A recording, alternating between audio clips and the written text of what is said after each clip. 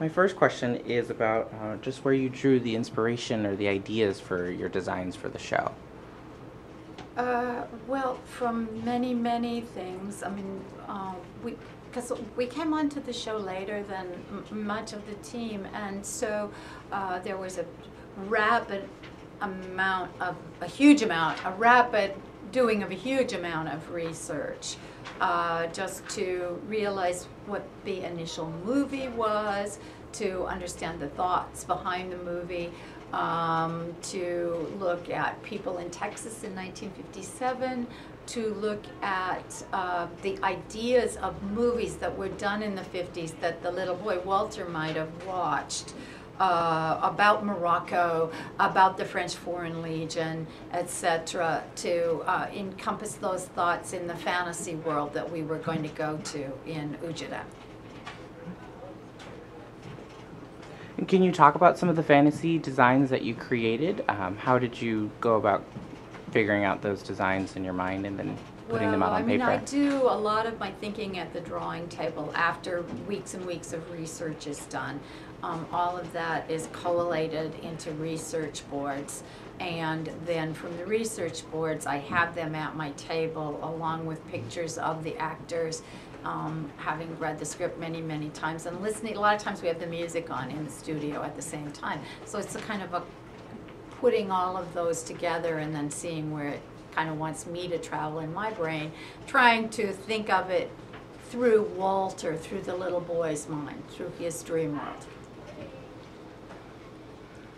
Can you tell me which one of these ended up maybe being your favorite piece that you designed? I never have a favorite piece. I will be able to tell you 10 years from now what my favorite piece of anything was. I think that design is about looking at something as a collaboration together of a group of people and seeing what you come up with. And then I think a lot of theater is just like reading a good book. It's about reflecting on it later, and how did the perception of what it was then affect what you do in all of your daily routines in your life, where it lands. It's like a good sermon on Sunday.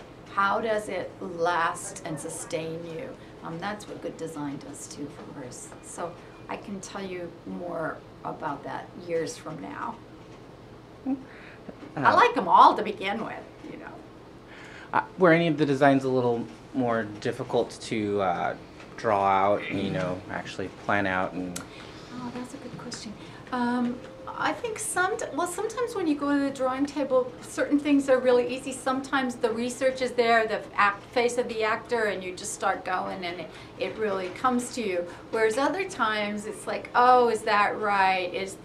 Where do I want to go with this? But usually I think I find one section. Oftentimes I really start off with drawing the faces first. And then from the faces it starts to begin, because I'm looking very carefully at that actor's face also, and I'm thinking about what's inside that human being, and then that lets me hopefully elaborate into the rest of who I think they can become from an initial point of them, or at least my reflecting on an initial point of them.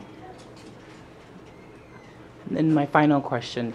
Did you have more fun drawing the fantasy kind of outfits or the more rural 50s farmer outfits? We didn't draw any of that. None of that, all of that, just because of the finances of the production at this time. All of the 50s is done from research boards and then clothing brought together for rental and purchase. And what we really drew was the Ujeda and the fantasy world mainly, because those are the things we're actually making for this production.